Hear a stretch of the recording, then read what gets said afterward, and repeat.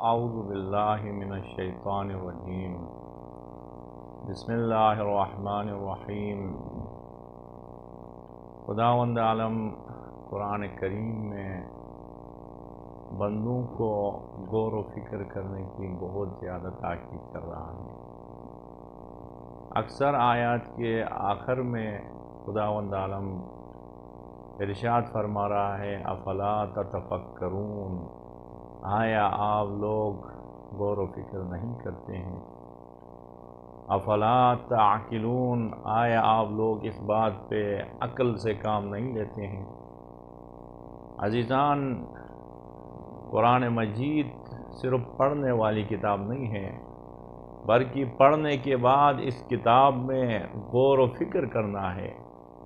اس کتاب کو توجہ کے ساتھ پڑھنے کے بعد پورے وجود کے ساتھ اس کتاب کو سمجھنے کی کوشش کرنا ہے۔ بعض اوقات خداوند عالم صرف پڑھنے والوں پہ غضبناک ہوتے ہیں، فرماتے ہیں افلا یتدبرون القرآن ام علی قلوب اقفالها، آیا یہ لوگ قرآن پہ غور و فکر نہیں کرتے ہیں، تدبر نہیں کرتے ہیں؟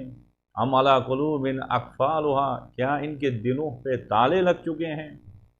یعنی قرآن پڑھیں اور غور و فکر نہ کریں تو خداوند عالم غضبناک ہوتے ہیں۔ یہ کوئی معمولی کتاب نہیں ہے کہ صرف پڑھتے رہیں، نہیں، اس کو سمجھنے کی کوشش کرنا ہے، اس پہ غور و فکر کرنا ہے۔ عزیزان، ایک آیت خداوند عالم کی پڑھتا ہوں، اس پہ آئیں تھوڑا غور و فکر کریں۔ سورہ انفال کی آیت ہے جس میں خداوند عالم اپنے بندوں سے مخاطب ہو کے فرماتے ہیں یا ایھا الذین آمنوا استجیبوا للہ وللرسول اذا دعاکم لما یحییکم واعلموا ان اللہ یحول بین المرء وقلبہ وانہ الیہ تحشرون۔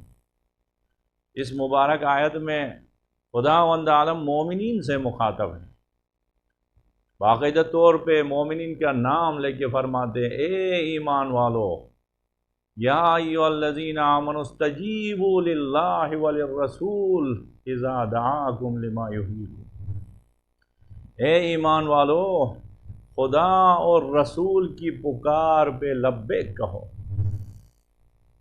یعنی پہلے اہتمام کے ساتھ مومنین سے مخاطب ہو کے خداوند عالم فرماتا ہے اے ایمان والو استجیبوا للہ، خدا کی آواز پہ لبیک کہو۔ خداوند عالم نے جن امور کو انجام دینے کا کہا ہے ان کو انجام دے دو، جن امور سے خداوند عالم نے آپ کو دور رکھا ہے ان سے باز آ جاؤ۔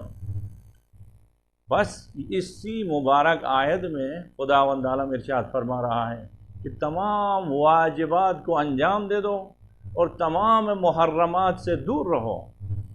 کیوں؟ وجہ کیا ہے؟ آگے خداوند عالم ارشاد فرما رہا ہے یا ایھا الذین آمنوا استجیبوا للہ وللرسول اذا دعاکم لما یحییکم، تاکہ آپ خدا کی پکار پہ لبیک کہو گے، رسول خدا کی دعوت پہ لبیک کہو گے تو لما یحییکم، خدا آپ کو زندہ کرے گا۔ عزیزان، اس پہ غور کرنے کی آیت ہے، فکر کرنے کی بات ہے۔ یہاں پہ ضرورت ہے کہ ہم پورے وجود کے ساتھ غور و فکر کریں۔ خداوند عالم مومنین سے مخاطب ہے اور زندوں سے مخاطب ہے۔ مخاطب ہونے کے بعد پھر خداوند عالم کیا فرماتا ہے؟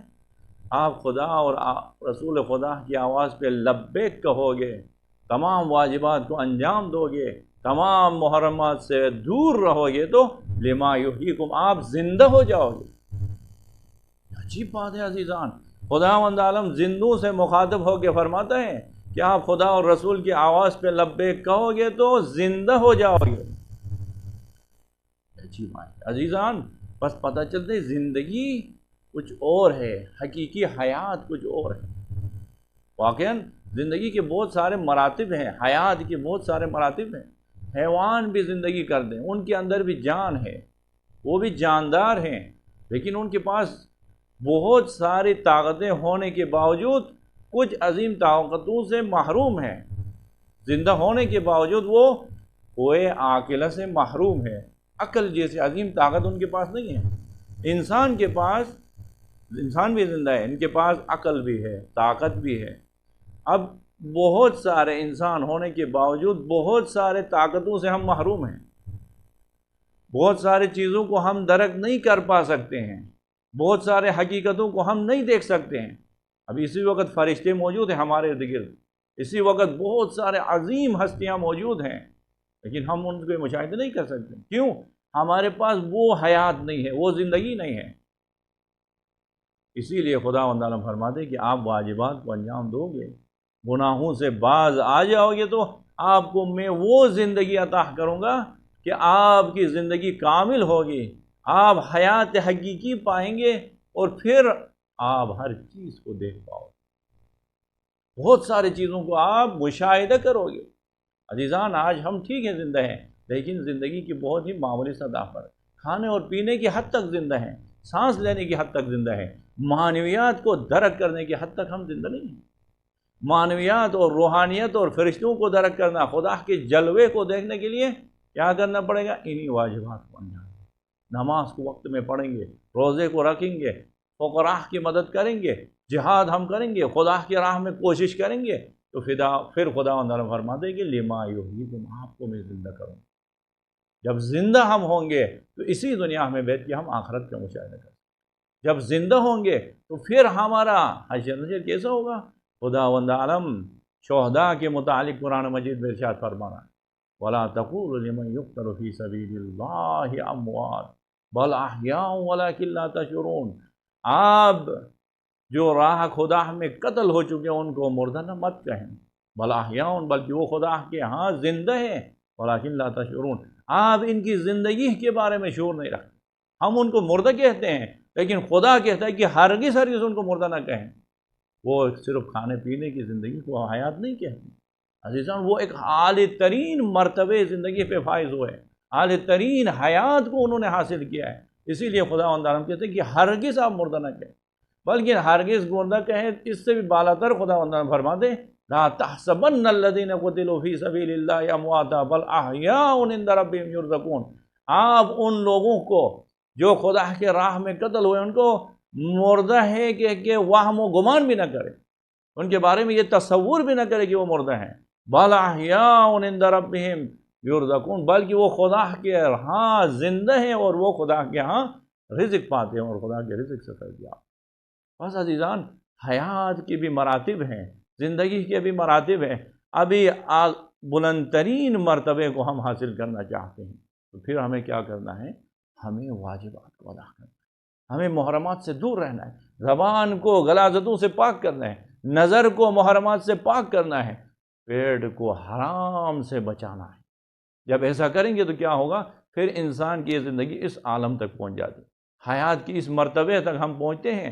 سورہ احزاب میں خداوند عالم ارشاد فرما رہا ہے، هو الذی یصلی علیکم وملائکتہ لیخرجکم من الظلمات الی النور۔ وہ خدا وہ ہے جو آپ کے اوپر درود بھیجتا ہے، وملائکتہ، اور خدا کے فرشتے بھی آپ کے اوپر درود بھیجتے ہیں۔ یعنی مومنین میں سے کچھ ہیں جو ایسی زندگی کے مالک ہیں جنہوں نے معنویت کو درک کر کے خدا کے اور رسول خدا کی آواز پہ لبیک کہہ کے اس زندگی کو پایا ہے جس زندگی پہ خدا اور خدا کے فرشتے درود و سلام بھیجتے۔ بس دیکھیں، ہم زندگی کے اس مرحلے پہ جب پہنچیں گے، حیات کے اس مرتبے کو حاصل کریں گے، تو پھر خداوند عالم ارشاد فرما رہے، هو الذی یصلی علیکم، وہ خدا وہ ہے جو درود بھیجتا ہے۔ عزیزان، یہ کوئی مقام، یہ کوئی معمولی مقام نہیں ہے۔ خالق کائنات فرماتا ہے کہ میں آپ پہ درود بھیجتا ہوں، وملائکتہ، اور خدا کے فرشتے، خدا کے فرشتوں کا بہت بڑا مقام ہے عزیزان۔ وہ اتنے عظیم مقام کے ہوتے ہوئے بندوں پہ درود و سلام بھیجتے ہیں۔ کیوں؟ انسان کے لیے زندگی نصیب ایسی ہوئی، ایسی زندگی اس نے حاصل کی ہے۔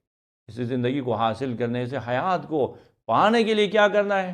بس خداوند عالم اعلان فرماتے کہ یا ایھا الذین آمنوا استجیبوا للہ وللرسول اذا دعاکم لما یحییکم۔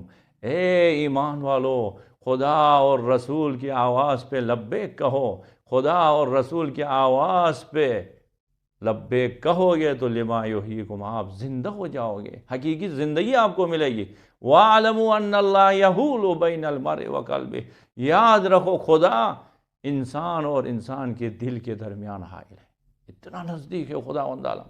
وَأَعْلَمُ أَنَّ اللَّهَ يَحُولُ بَيْنَ الْمَرْءِ وَقَلْبِهِ، خود انسان اور انسان کے دل میں کتنا فاصلہ ہے۔ انسان جو درک و شعور رکھتا ہے اس سے زیادہ ہمارے بارے میں خدا جانتا ہے۔ ہم جتنا اپنے بارے میں جانتے ہیں اس سے بہتر خدا ہمیں جانتا ہے۔ وَأَعْلَمُ أَنَّهُ إِلَيْهِ تُحْشَرُونَ، اور کل اسی خدا کی طرف ہمیں محشور ہونا ہے، اسی خدا کے درگاہ میں ہم جائیں گے۔ تو کس حالت میں جائیں گے؟ حیات کی حالت میں، زندگی کی حالت میں۔ اگر زندگی حقیقی پانا ہے تو محرمات سے دور رہنا، حرام سے، گناہ سے دور رہنا۔ بس عزیزان، آج تک ہمارے فکر میں یہی تھا، غور کریں گے تو پتہ چلے۔ ہم یہ سوچتے تھے کہ واجبات کو انجام دیں گے، گناہ سے بچیں گے تو ثواب ملے گا۔